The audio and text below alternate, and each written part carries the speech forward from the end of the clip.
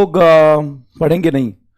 आज हम लोग एक कहानी सुनेंगे और वो कहानी और स्टोरी है एक बहुत बड़े मैजिकल साइंटिस्ट का। जैसा कि आप जानते हैं, न्यूटन साहब का नाम आपने बहुत सुना होगा। बेसिक फिजिक्स और क्लासिकल फिजिक्स, क्लासिकल मतलब जो बहुत पुराना फिजिक्स है, laws of motion, Newton's law of gravitation, Newton's law of heating, Newton's law of cooling.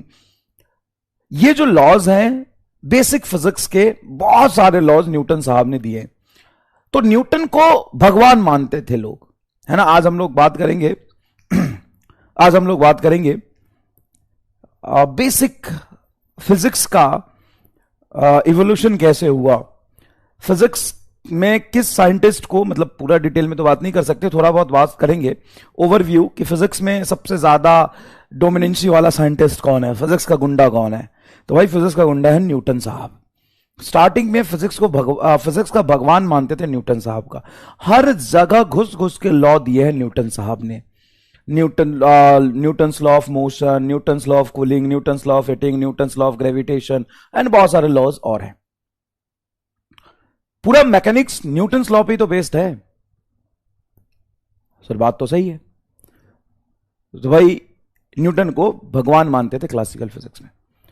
और मॉडर्न फिजिक्स की बात करें तो आज के डेट में सबसे ज्यादा जाने जाने वाला इक्वेशन, सबसे ज्यादा फेमस इक्वेशन, सबसे ज्यादा जिसके बारे में लोगों ने सुना होता है, जाना होता है, पढ़ा होता है, वो इक्वेशन है E is equal to mc², जो आइंस्टाइन साहब ने दिया था।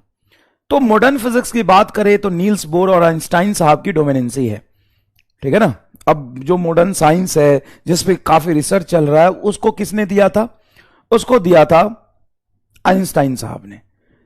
तो भाई एक तरफ न्यूटन साहब जो बेसिक और क्लासिकल फिजिक्स को एक्सप्लेन कर रहे होते हैं और उनका फिजिक्स में बहुत ज्यादा डोमिनेंसी है पुराने फिजिक्स में। नए फिजिक्स में आइंस्टाइन साहब का डोमिनेंसी है।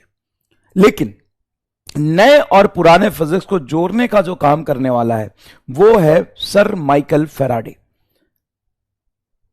पुराना चीज जो एक्सप्लेन नहीं कर पा रहा था और नया चीज जो एक्सप्लेन करने में दिक्कत आ रही थी, उनको जोड़ने वाले बीच के साइंटिस्ट है सर माइकल फैराडे। उनको स्टार्टिंग में सर बोलते हैं, सर एक रिस्पेक्ट के लिए बोला जाता है।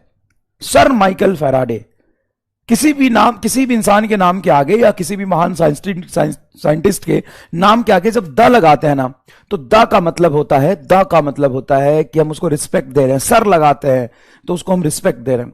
सर माइकल फैराडे, ज्यादा डिटेल में तो नहीं बताऊंगा, आगे हमें पढ़ना भी है। माइकल फैराडे के बारे में 2-3 बात फटाफट बताता हूं। माइकल फैराडे का जन्म एक स्लम एरिया में हुआ था, लोहार के फैमिली में हुआ था। बेसिक स्लम में जो स्कूल होता है वहां पे वो 12-13 साल तक पढ़ने गए थे।